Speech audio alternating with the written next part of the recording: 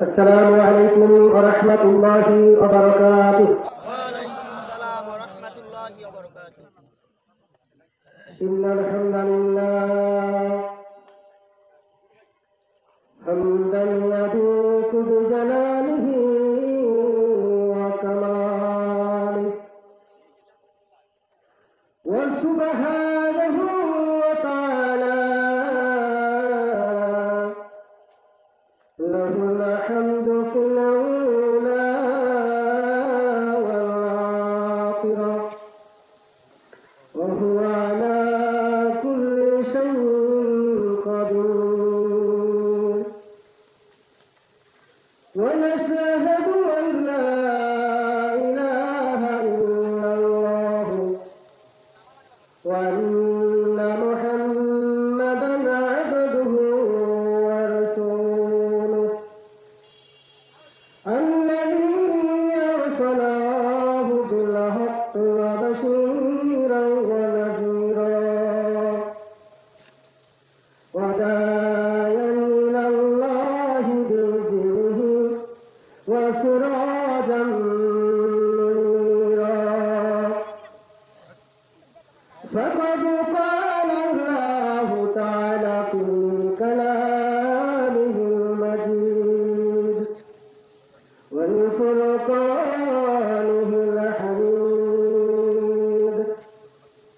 সবাই আমার সঙ্গে পড়েন আউযু বিল্লাহি মিনাশ শাইতানির রাজীম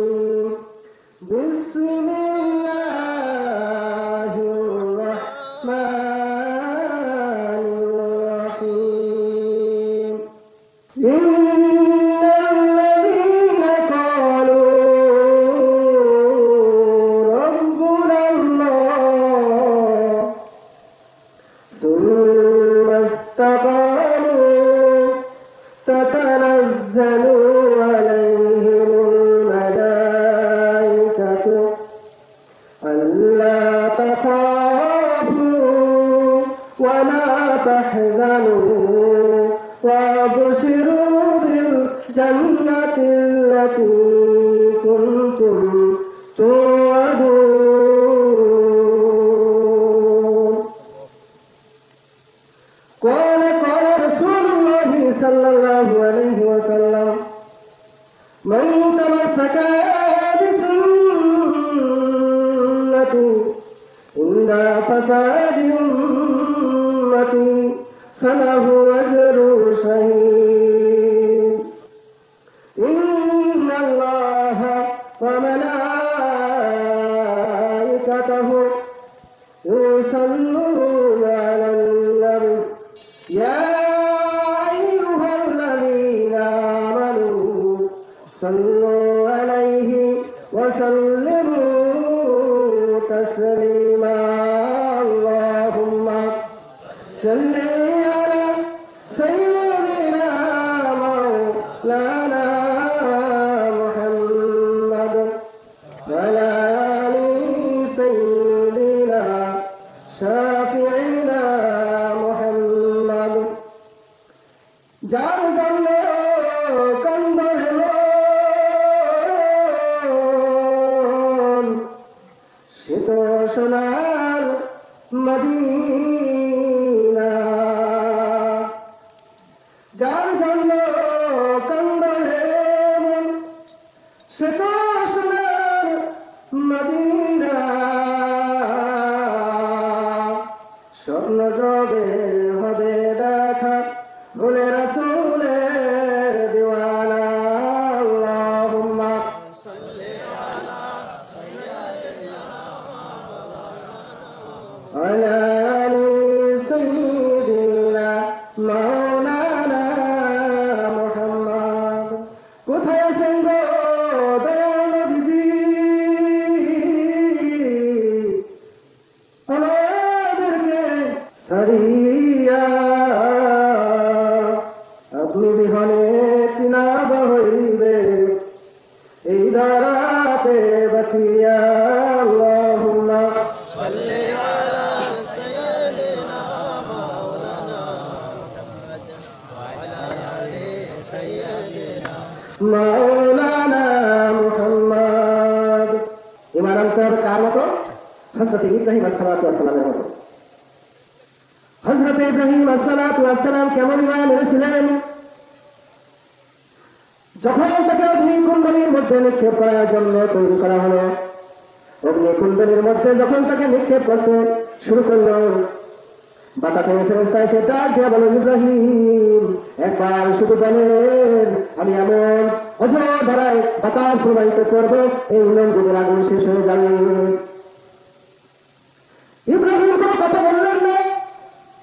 বৃষ্টির ফেরেশতা এসে ডাক দিয়ে বলল, ইব্রাহিম একবার শুধু হুকুম করেন, একবার শুধু বলেন, আমি বৃষ্টি এমন অঝোর ধারায় বৃষ্টি প্রবাহিত করবো যে বৃষ্টির প্রবাহ স্রোতে ওই নমরুদের অগ্নিকুণ্ডলে ভেসে যাবে।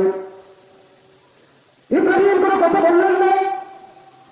জিবরাইল আমিন সরাসরি এসে ইব্রাহিমকে বললেন, ইব্রাহিম একবার শুধু হুকুম করেন, বাকি যা করার আমি করব।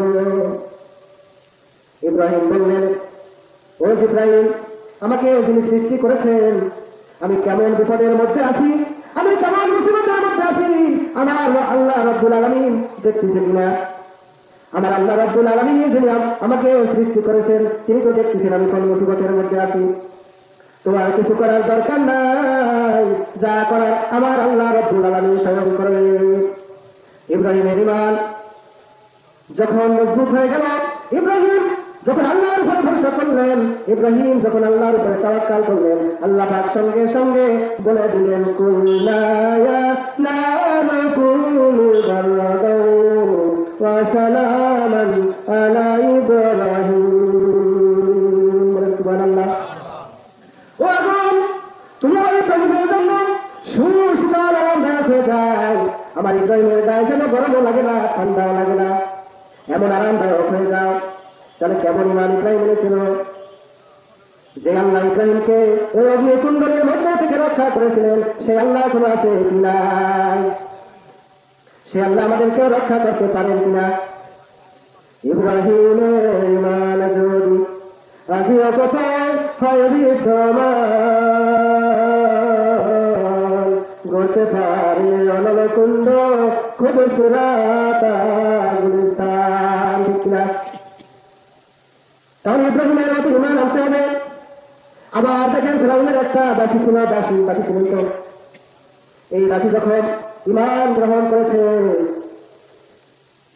ঈমান গ্রহণ করার সাথে সাথে খবর যখন ফিরআউনের কাছে চলে গেছে, ফিরআউন ডাক দিয়ে বলতেছে, ও দাসী, তুমি নাকি ঈমান গ্রহণ করেছ, তুমি নাকি আমাকে বাদ দিয়ে আল্লাহকে নাকি আল্লাহ বলে স্বীকার করেছ। যদি তুমি বাঁচতে চাও, তোমার আল্লাহকে বাদ দিয়া তুমি এখনই আমাকে আল্লাহ বলে স্বীকার করো, বলুন আলহামদুলিল্লাহ। দাসী বলেন, জীবন যতক্ষণ আছে ততক্ষণ পর্যন্ত আমার ঈমান শেষ হবে না। জীবন যতক্ষণ পর্যন্ত আছে, আমি যাকে আল্লাহ বলে স্বীকার করেছি, আমার ঈমান কখনো নষ্ট হবে না, ঈমান হারা হবে না। ওই দাসীর কোলের মধ্যে একটা 2-2.5 বছরের বাচ্চা ছিল, আর একটা 6-7 বছরের বাচ্চা। ফুটন্ত একটা ডেকের মধ্যে যখন তৈল গরম করে এই ফুটন্ত তেলের মধ্যে ওই ছোট বাচ্চাটাকে নিয়ে উপরে রেখে বলে, দাসী এখনো সময় আছে, বল আমাকে আল্লাহ বলে স্বীকার করতে, আল্লাহকে বলে যা। দাসী রাগ দিয়ে বলেন, ও ফিরআউন, শুধু আমার একটা সন্তান নয়, আমার 1000 সন্তান যদি থাকে, আর 1000 সন্তানকে যদি তুমি শেষ করে দাও, আমি আল্লাহকে আল্লাহ বলে স্বীকার করেছি, আমি কোনোদিন ঈমান হারা হব না। বাচ্চাটাকে ফুটন্ত তেলের মধ্যে ফেলে দেওয়া হলো। ফুটন্ত তেলের মধ্যে বাচ্চারা সঙ্গে সঙ্গে কাবাব হয়ে গেল। বড় বাচ্চাটাকে ডাক দিয়ে আনলেন, বড় বাচ্চাটাকে এনে আবার বললেন, দাসী এখনো সময় আছে, বল এখনো আমাকে আল্লাহ বলে স্বীকার কর। দাসী স্বীকার করলেন না, বাচ্চাটাকে আবার ফেলে দেওয়া হলো। 2টা বাচ্চাকেই ফেলে দেওয়া হলো। এবার ডাক দিয়ে বলেন, দাসী এবার তোমার নিজের পালা, তোমাকে ওই তেলের মধ্যে ফেলে দেওয়া হবে। যদি নিজের জীবন বাঁচাতে চাও, এখনো আমাকে আল্লাহ বলে স্বীকার করো, তোমার আল্লাহকে বলে যাও। দাসী বললেন, আমার 2টা সন্তান কেন, আমার যদি 1000 হাজার সন্তান থাকতো, আর সমস্ত সন্তানগুলোকে যদি ওই তেলের মধ্যে কাবাব করে ফেলতাম, তাহলে আমি ঈমান হারা হতাম না। তেলের মধ্যে ওই কাবাব হয়ে যাওয়া সন্তান দুটো মাকে ডাকছে, ও মা তাড়াতাড়ি চলে এসো, আমরা যেন জান্নাত দেখতে পাচ্ছি, আমরা জান্নাতের দিকে অগ্রসর হয়ে যাচ্ছি। মা তুমি তাড়াতাড়ি আসো, আমাদের সঙ্গে জান্নাতের দিকে রওনা হয়ে যাও। মা সঙ্গে সঙ্গে ওই ফুটন্ত তেলের মধ্যে ঝাঁপ দেওয়া দুনিয়া থেকে শুরু বিদায় নিয়ে চলে গেলেন, জান্নাতের দিকে অগ্রসর হয়ে গেলেন। বলেন সুবহানাল্লাহ। তাহলে কেমন ঈমান আমাদেরকে আনতে হবে? আমাদের যে ঈমান, সকালবেলা ফজরের নামাজের সময় আমরা নামাজ পড়ি আর বলি আল্লাহ ইয়্যাকা না'বুদু ওয়া ইয়্যাকা নাস্তাঈন, আল্লাহ আমরা শুধু আপনার ইবাদত করি আর আপনার কাছে সাহায্য চাই, আর কারো কাছে কোনো সাহায্য চাই না। নামাজের সালাম ফিরাইয়া রওনা দিই চেয়ারম্যানের কাছে, যাইয়া বলে চেয়ারম্যান সাহেব যে বিপদে পড়ছি, মেম্বার সাহেব যে বিপদে পড়ছি, আপনি যদি না বাঁচান, আপনি যদি আমাকে রহম না করেন, আমার বাঁচার কোনো উপায় নাই। কামনা করছি কি? আল্লাহর কাছে বলছি কি? শুধু তোমার ইবাদত করি আর তোমার কাছে সাহায্য চাই। চেয়ারম্যানের কাছে যে কি করছি? ঈমান পড়ে শেষ করে দিছি, ঠিক কিনা? হযরত আবু বকর 2 বছর 4 মাস 15 দিনের মতো অন্তত পৃথিবীর শাসন করতেছিলেন, সারা জাহানের মধ্যে পৃথিবীর শাসন করতেছিলেন হযরত আবু বকর। কোন একটা ঈদের সময় রাত্রে যখন আবু বকর ঘরে ফিরেছে, এসে দেখেন সন্তানগুলো হাউমাউ করে করে কাঁদতেছে, তার মাও সাথে সাথে হাউমাউ করে কাঁদছে। আবু বকর জিজ্ঞাসা করলেন, স্ত্রীগণ কেন তুমি সন্তানদের নিয়ে কাঁদতেছ? স্ত্রী বললেন, স্বামী গো আগামীকালকে ঈদ, সন্তানদের জন্য একটা নতুন জামা কাপড় কিনতে পারলাম না, ভালো কোনো খাবারের ব্যবস্থা করতে পারলাম না, আমার সন্তানরা কালকে ঈদের দিন নতুন জামা কাপড় পরতে চায়, সেই জন্য সন্তানরা কান্নাকাটি করতেছে। আবু বকর ডাক দিয়ে বলেন, স্ত্রী গো আমি যদিও পৃথিবীর খলিফা, কিন্তু বাইতুল মাল থেকে যে পরিমাণ খাবার আমার বাসার জন্য আমি পাই, সেই খাবার আমাদের সংসার পরিচালনা করার পর গালে কিছু থাকে না। কেমন করে আমি সন্তানদের জন্য নতুন জামা কাপড় কিনবো কালকে ঈদের দিন? কেমন করে নতুন ভালো ভালো খাবারের ব্যবস্থা করবো বলো? সন্তানদেরকে একটু বুঝে শুনিয়ে তুমি রাতটা পার করে দাও, কালকে দিনের ঈদের দিনটা একটু বুঝে শুনিয়ে পার করে দাও। আর আজকে আপনাদের একজন মেম্বার যখন নির্বাচিত হয়, একজন চেয়ারম্যান যখন নির্বাচিত হয়, একজন এমপি যখন নির্বাচিত হয়, 5 বছর ক্ষমতা শেষে মনে হয় সম্পদের পরিমাণ কয় গুণ বাড়ছে তার বললাম না, ঠিক কিনা? হযরত আবু বকর রাদিয়াল্লাহু তাআলা আনহু অর্ধ পৃথিবীর শাসনকর্তা হয়েও ঈদের দিনের জন্য একটু বাজার করতে পারলেন না, একটু ভালো খাবারের ব্যবস্থা করতে পারলেন না। সুতরাং দিনটা পার করে নাও, ঈদ চলে গেল, রমজানের ঈদ, 2.5 মাস পরে আবার কোরবানির ঈদ আসতেছে কি আসতেছে না? হযরত আবু বকরের স্ত্রী প্রতিদিন যে খাবার আসে সেখান থেকে এক মুষ্ট আটা কিছু খেজুর আলাদা করতে লাগলেন, আলাদা করে করে 2.5 মাস পর্যন্ত জমালেন। এবার কোরবানির ঈদ চলে আসলো, কোরবানির ঈদ আসার সাথে সাথে হযরত আবু বকর যখন রাতের বেলায় ঘরে ফিরেছেন, ঘরে ফেরার সাথে সাথে দেখেন স্ত্রী সন্তানরা খুব খুশি, স্ত্রী সন্তানরা হাসাহাসি করছে। আবু বকর জিজ্ঞাসা করলেন, স্ত্রী গো কেন তোমরা হাসছিস, এত খুশি কেন? আবু বকরের স্ত্রী ডাক দিয়ে বলেন, স্বামী গো আমি আমার সন্তানদের জন্য নতুন জামা কাপড়ের ব্যবস্থা করে ফেলেছি, আমি আমার সন্তানদের জন্য কালকে ঈদের দিন ভালো ভালো খাবারের ব্যবস্থা করে ফেলেছি। হযরত আবু বকর ডাক দিয়ে বললেন, কেমন করে? আবু বকরের স্ত্রী ডাক দিয়ে বললেন, স্বামী গো রমজানের ঈদ থেকে এই 2 মাস 2.5 মাস সময় প্রতিদিন আমাদের খাবার থেকে আমি কিছু খাবার বাঁচিয়েছি, সেই খাবারের অংশটুকু আমি জমা করতে করতে 2.5 মাস পর্যন্ত বেশ কিছু খাবার জমা হয়েছে। স্বামী গো তুমি এই খাবারটা নিয়ে একটু বাজারে যাও, এই খাবারটা বিক্রি করে আমার সন্তানদের জন্য নতুন জামা কাপড় কিনে নিয়ে আসো আর কিছু বাজারঘাট করে নিয়ে আসো। প্রথমটা দেওয়া হলো, স্বামী আস্তে আস্তে বাজারের দিকে রওনা হলেন। কিছু দূর গিয়ে প্রতিমধ্যে দেখতে পেলেন অনেক বাড়ির সন্তানরাও এখনো নতুন জামা কাপড় কিনতে পারে নাই, ভালো খাবারের ব্যবস্থা করতে পারে নাই। হযরত আবু বকর চিন্তা করলেন, কালকে আমাদের ময়দানে আল্লাহ রাব্বুল যদি আমাকে প্রশ্ন করে, আবু বকর তুমি অর্ধ পৃথিবীর খলিফা, তোমার রাজ্যে তো অনেক মানুষ না খেয়েছিল, তোমার রাজ্যের মধ্যে তো অনেক মানুষ নতুন জামা কাপড় করতে পারে নাই, কেমন করে তুমি সন্তানদের নিয়ে আনন্দ ভর্তি করলা, আমি কি জবাব দেব? হযরত আবু বকর বাজারে গেলেন না, সঙ্গে সঙ্গে চলে গেলেন বাইতুল মালে দায়িত্বপ্রাপ্তকে গিয়ে বললেন, এই খাবারটা তুমি জমা নাও। খাবারটা জমা দেওয়া হলো। খাবারটা জমা দেওয়ার সাথে সাথে তিনি জিজ্ঞাসা করলেন এই খাবারগুলো কোথা থেকে পেয়েছেন? হযরত আবু বকর বললেন, আমার স্ত্রী এই 2.5 মাস পর্যন্ত এই খাবারটা আমাদের বাসায় বেঁচে গেছে, কিছু বাড়তি খাবার হয়ে গেছে, সেগুলো জমা হয়ে গেছে, সেগুলো জমা করো। জমা করলেন। আবু বকর ধীরে ধীরে বাড়ির দিকে চলে আসলেন খালি হাতে। আবু বকরের স্ত্রী জিজ্ঞাসা করলেন, স্বামী গো, নতুন জামা কাপড় কই, খাবার কই? আবু বকর ডাক দিয়ে বলেন, স্ত্রী গো, আমি যখন বাজারের দিকে যাচ্ছিলাম আমি দেখতে পেলাম কত মানুষ তো এখনো না খেয়ে আছে, কত মানুষ এখনো অনাহারে আছে, অনেক মানুষ একটু জামা কাপড় কিনতে পারে না।